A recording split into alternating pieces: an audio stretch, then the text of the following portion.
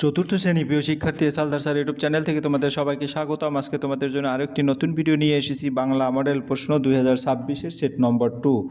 আজকের যে প্রশ্নটি তোমাদের আলোচনা করব সেটা হচ্ছে এগোরা স্বর্ণময়ী প্রাথমিক বিদ্যালয় রায় ও মার্টিন প্রশ্ন বিচিত্রা থেকে নেওয়া প্রথম পর্যায়ক্রমিক মূল্যায়ন 20 মার্কের একটি স্কুলের প্রশ্ন, তাই আমি বিশ্লেষণ সহ সম্পূর্ণ সমাধান দেখাবো তোমাদের এই ভিডিওতে। কাজেই তোমরা যারা এখনও আমার চ্যানেলটিকে সাবস্ক্রাইব করনি তারা এখনই চ্যানেলটিকে সাবস্ক্রাইব করে বেল আইকনটি প্রেস করে দাও এরকম আর অনেক ভিডিও পাওয়ার জন্য।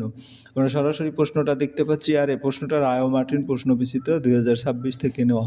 অর্থাৎ দেখো এখানে 1 নম্বরের যে 2 নম্বরের যে প্রশ্নটা আমি ইতিপূর্বে 1 নম্বরের প্রশ্ন দিয়ে দিয়েছি। 2 নম্বরের প্রশ্ন হচ্ছে এগোরা স্বর্ণময়ী প্রাথমিক বিদ্যালয়। 1 নম্বরের সঠিক উত্তরটি নিচে দাগ দাও, 2 নম্বরে শূন্যস্থান পূরণ, 3 নম্বরে তোমার প্রশ্নগুলির উত্তর, 4 নম্বরে বর্ণ বিশ্লেষণ, 5 নম্বরে হচ্ছে মিলানো, যেটা তোমার কি বই থেকে নেওয়া, ভাষাপাঠ বই থেকে নেওয়া। তাহলে আমরা একটু বড় করে একটা একটা করে উত্তর দেওয়ার চেষ্টা করছি। সঠিক উত্তর এর নিচে দাগ দাও। তাহলে আমরা 1 নম্বরের প্রশ্ন দেখব, সঠিক উত্তরের নিচে দাগ দেব। উপেন্দ্রকিশোর রায়চৌধুরী ছোটদের জন্য যে পত্রিকাটি প্রকাশ করেন সেটি হলো কি সন্দেশ, ভারতী না কল্লোল? আমরা একটু বই থেকে দেখে আসি। উপেন্দ্রকিশোর যে ছোটদের জন্য, এখানে কিন্তু দেখো বাংলা সাহিত্যের খ্যাতনামা লেখক টুনটুনির বই, গুপি গাইন, বাঘা বাইন, ছেলেদের রামায়ণ, ছেলেদের মহাভারত, 1913 সাল ছোটদের, এই দেখো ছোটদের জন্য সন্দেশ পত্রিকা তিনি প্রকাশ করেছেন। তাহলে উত্তর হবে সন্দেশ। আমরা সুন্দরভাবে উত্তরটা যদি দেই, উপেন্দ্রকিশোর রায়চৌধুরী ছোটদের জন্য যে পত্রিকা প্রকাশ করেন সেটা হচ্ছে সন্দেশ, অর্থাৎ আমরা সন্দেশের নিচে দাগ দেব। এরপরে 2 নম্বরের প্রশ্ন। 2 নম্বরের প্রশ্ন হচ্ছে গোলাম মোস্তফার লেখা প্রথম উপন্যাসের নাম হলো। প্রথম উপন্যাসের নাম আমরা একটু বই থেকে দেখে আসি। গোলাম মোস্তফা আধুনা বাংলার অন্তর্গত ঝিনাইদহ জেলার মনোহরপুর গ্রামে সম্ভ্রান্ত উচ্চশিক্ষিত পরিবারে কবির জন্ম। বাংলা আরবি ভাষায় তার সমান ছাত্র অবস্থা থেকেই তিনি কবিতা লিখতে শুরু করেন। তার প্রথম উপন্যাস এই দেখো রূপের নেশা, তার প্রথম উপন্যাস হচ্ছে রূপের নেশা। অর্থাৎ বইয়ের বিকল্প নাই, বইটা ভালো করে পড়লেই কিন্তু তোমাদের উত্তরটা খুব ভালো করে দিতে পারবে। তাই এখানে তোমাদের রূপের নেশা দাগ দেবে, ঠিক আছে?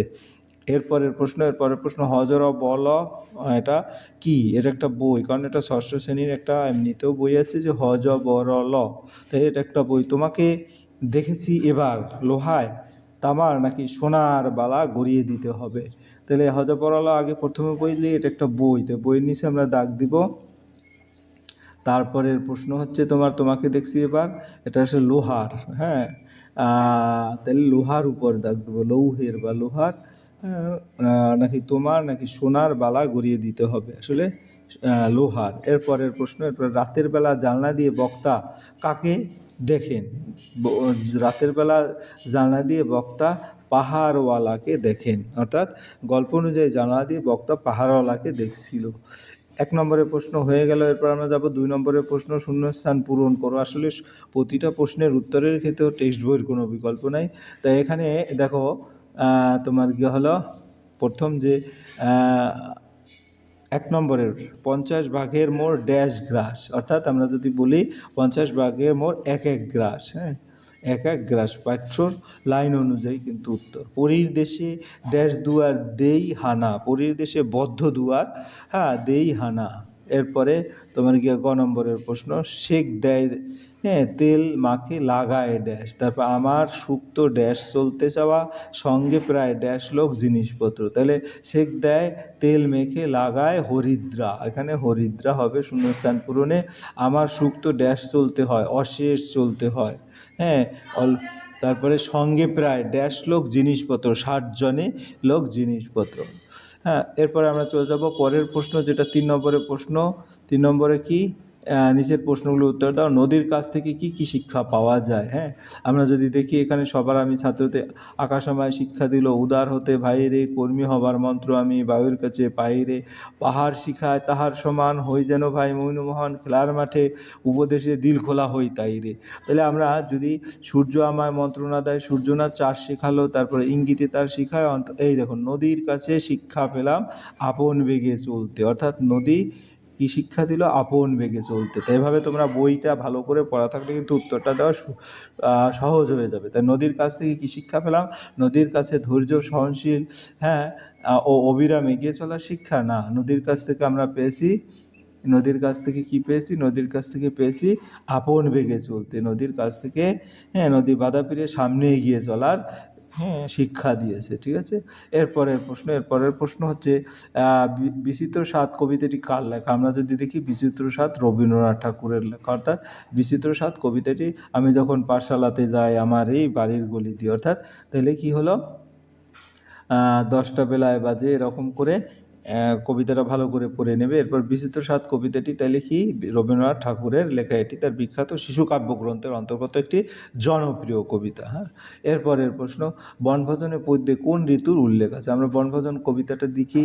দেখো, নুরু পুষি আয়সা সফি সবাই এসেছে, আমবাগিচার তলায় যেন তারা হেসেছে। রাঁধুনিদের শখের রাধা পড়ে গেছে ধুম বৈশাখ মাসের। বৈশাখ মাস মূলত কি? বৈশাখ মাস সেটা কি?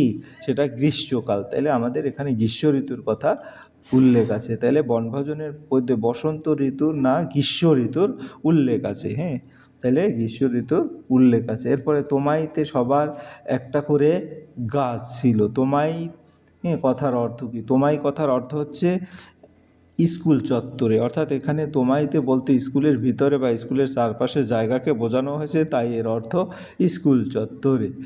তারপরে কালিকলম পত্রিকার সম্পাদক কে ছিলেন? আমরা যদি একটু দেখি যে প্রেমেন্দ্র মিত্রের এখানে কি লেখা, বাংলা সাহিত্যে রবীন্দ্রনাথের পরে গদ্য এবং পদ্যে নতুন রীতি যাদের ধরে শুরু হয়েছিল তাদের মধ্যে প্রেমেন্দ্র মিত্র অগ্রণী। তিনি গল্প, কবিতা, উপন্যাস, শিশু কিশোর সাহিত্য, নাটক, প্রবন্ধ বিষয়ে দক্ষ। কালিকলম পত্রিকার সম্পাদক প্রেমেন্দ্র মিত্র, কল্লোল পত্রিকার সম্পাদক সঙ্গে যুক্ত ছিলেন। তাহলে প্রেমেন্দ্র মিত্র। উত্তর হবে কি? কালিকলম পত্রিকার সম্পাদক কে ছিলেন? প্রেমেন্দ্র মিত্র। এভাবে তোমরা বই দেখে একবারে সঠিক উত্তর দেওয়ার চেষ্টা করবে। এরপরের প্রশ্ন 4 নম্বরে বর্ণ বিশ্লেষণ করো। নিমন্ত্রণ। নিমন্ত্রণ কি? ন যোগ রস্বই, এখানে কিন্তু হসন্ত হবে, ম হসন্ত, নিম, তারপরে এখানে একটা দিতে পারি, তারপরে যোগ ন যোগ ত যোগ র ন। এরপরে পাহাড়। পাহাড়কে প যোগ আ, এখানে পয়ের নিচে হসন্ত, যোগ যোগ আ যোগ র, হ যোগ আ যোগ। এভাবে তোমরা সুন্দর করে বেশি বেশি করে এগুলি প্র্যাকটিস করবে। বর্ণ বাম দিকের সঙ্গে ডান দিক মিল করো। দীর্ঘস্বর। দীর্ঘস্বর যদি আমরা বলি, দীর্ঘস্বর কী হবে? রস্বই, দীর্ঘই, আ, এগুলি দীর্ঘস্বর। তাহলে আমরা এখানে দেব দীর্ঘস্বর হচ্ছে রস্বই, দীর্ঘই, আ। তাহলে আ দীর্ঘই, এটা হচ্ছে দীর্ঘস্বর। তা রস্বস্বর রস্বই রস্যু, অর্থাৎ রস্বস্বর হচ্ছে এইটা, যেটা উচ্চারণ করতে কম সময় লাগবে। প্রসারিত ই এটা হবে ই এ আ, এগুলি প্রসারিত, মানে অনেকক্ষণ সময় লাগে। যদি এখানে দেখি সেটা এখানে দেওয়া আছে। সংগৃহীততা তো দেওয়া আছে। এই ছিল তোমাদের সামগ্রিক বিশ্লেষণ। আশা করি ভিডিওটি তোমরা যদি দেখো, আমি কিন্তু অনেকটাই টেক্সট বই কোথায় কী আছে সেগুলি বিশ্লেষণ করে দেখিয়েছি। তোমরা অনেক উপকারে আসবে ভিডিওটি। কাজে তোমরা যারা এখনও আমার চ্যানেলটিকে সাবস্ক্রাইব না করে আমার ভিডিও দেখছো, এখনই চ্যানেলটিকে সাবস্ক্রাইব করে বেল আইকনটি প্রেস করে দাও। ভিডিওটি দেখার জন্য অসংখ্য ধন্যবাদ। ভিডিওটি ভালো লাগলে লাইক, কমেন্ট, শেয়ার করতে ভুলবে না। আজ এই পর্যন্তই। ধন্যবাদ সবাইকে।